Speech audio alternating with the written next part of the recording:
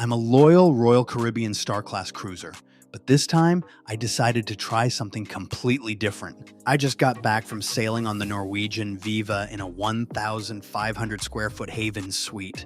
And honestly, I didn't expect this. Some things were better than Royal.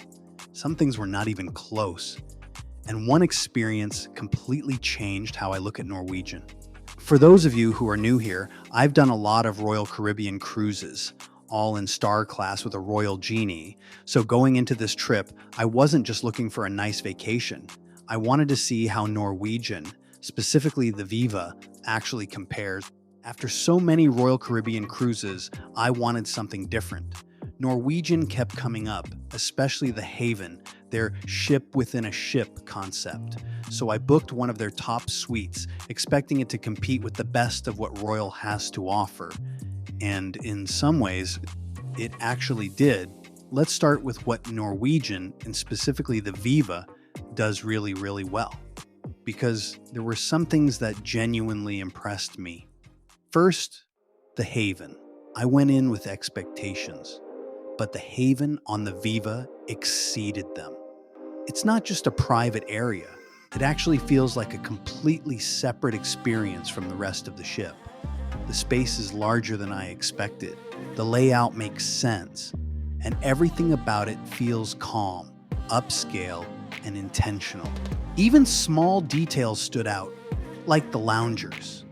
The cushions were thick, plush, and genuinely comfortable, the kind of detail that elevates the whole experience. Now, if you've been on Royal Caribbean's newer Icon-class ships, you know they've stepped up their suite areas and they've done a great job, but honestly, the Haven wins this one, especially when it comes to privacy and overall luxury. And compared to the Oasis class suite areas, it's honestly not even close. The Haven wins hands down. But the biggest advantage the Haven has over Royal is how they handle access. The private elevator alone is a game changer. You're not waiting. You're not dealing with crowds. You go straight from your suite to the Haven or key areas of the ship seamlessly. And then there's getting on and off the ship. At every port, there are dedicated Haven lines to reboard the ship, something Royal doesn't offer. No waiting in long lines, no chaos, just straight onto the ship. Even at the highest levels of Royal Caribbean Suite class, including Star Class, that's something they just don't offer. And that level of ease really stood out. Now, let's talk about the food. This is where Norwegian really impressed me. Overall, I'd give Norwegian the edge when it comes to food. They're comparable, but across the board, I consistently enjoyed the food more on the Viva. The one standout comparison for me, the Haven restaurant was significantly better than Coastal Kitchen. And that's a big deal because that's where you're going to spend a lot of your time. Now, let's jump to a highlight. Norwegian's private island, Harvest Caye. To me, it felt like a really nice mix between Coco Cay and Labadee. It has the seclusion and tropical feel of Labadee, but also more to do, similar to Coco Cay. The food there was also very good, especially compared to Labadee, which in my opinion is one of Labadee's biggest flaws. There was a nice splash pad area for kids, not nearly as impressive as Coco Cay, but still a great option. They also had a small animal sanctuary, which was unexpected, and honestly a really nice touch. The kids loved it, but the biggest surprise, and probably the biggest advantage, was the luxury beach cabanas. We had the opportunity to stay in one of their luxury beach cabanas, and I have to say, that experience was excellent. Each luxury beach cabana had air conditioning, a private bathroom, and plenty of space to relax. And compared to Coco Cay's beach club, they were about a quarter of the price. So not only are you getting a great experience, you're getting significantly better value. And then the activities. The go-karts were honestly one of the most fun things I've ever done on a cruise ship. They're fast, well-designed, and actually feel like a real experience. The VR attractions were also really entertaining and worth doing. And Haven guests even get a separate line for the go-karts, which made it much easier to get on. But I do think it's important to point out, this ship is geared more toward teenagers and adults.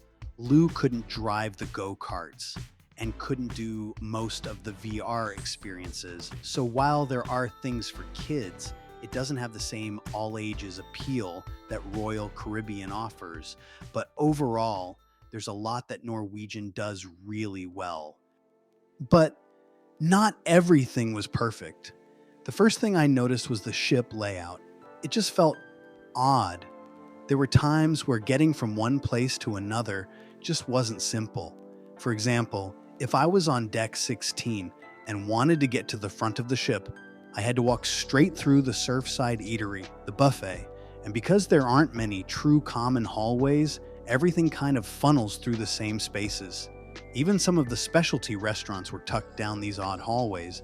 The whole flow just felt a little off, so even when the ship isn't full, it still feels crowded, and you really notice that in the buffet. The Surfside Eatery just felt tight, the seating is close together, and during peak times, it gets pretty congested. It never really felt like it had enough space for the amount of people on the ship.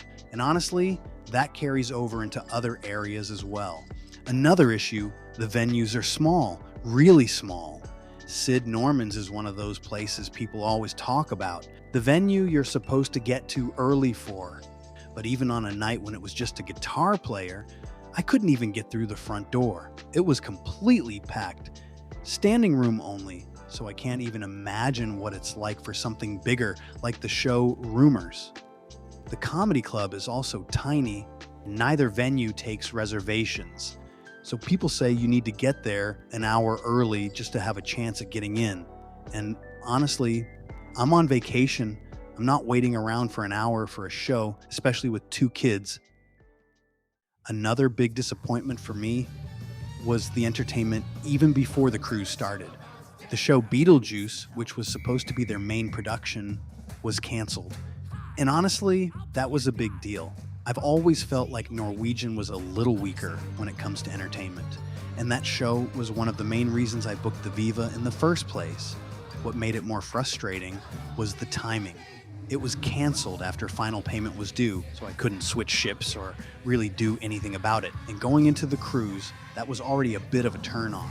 And then once on board, it kind of confirmed my expectations. We saw The Magician, which was good, not amazing. The kids liked it, and we saw the show Icons, which was good, but not nearly the level of production I'm used to on Royal. But that was basically it for the entire week.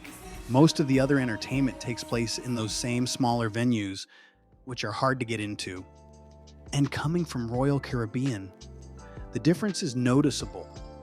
If I gave Royal Caribbean a 10 out of 10 for entertainment, the Viva is probably closer to a 3. And for me, that's a big deal. Up until this point, I was actually starting to think I might try Norwegian again, even though the entertainment was lacking. The Haven experience was strong enough that I was seriously considering it. I even started looking at other sailings while I was on board, but then something happened involving the kids club that really changed things for me. I'm not going to get into all the details here, and I'll cover that in a separate video, but it was one of those moments that makes you stop and rethink the overall experience. For me personally, nothing I experienced on the Viva matched the level of Star Class, but compared to Sky Class, I'd actually give the edge to the Haven. The private elevator, the overall suite area, the Haven restaurant, and that true ship within a ship feel, it just creates a more elevated, more private experience. That said, you are giving something up. If nightly entertainment is important to you, Royal still has the advantage. But if you're willing to trade that for a more relaxed, more luxurious environment, the Haven really stands out. This was my first time sailing Norwegian, and I have a lot more to share. I'm going to take a deeper look at the Haven experience, break down what it's really like sailing at that level, and go into more detail on everything that stood out on this trip. So if you're trying to decide between Norwegian and Royal, make sure you're subscribed because there's a lot more coming.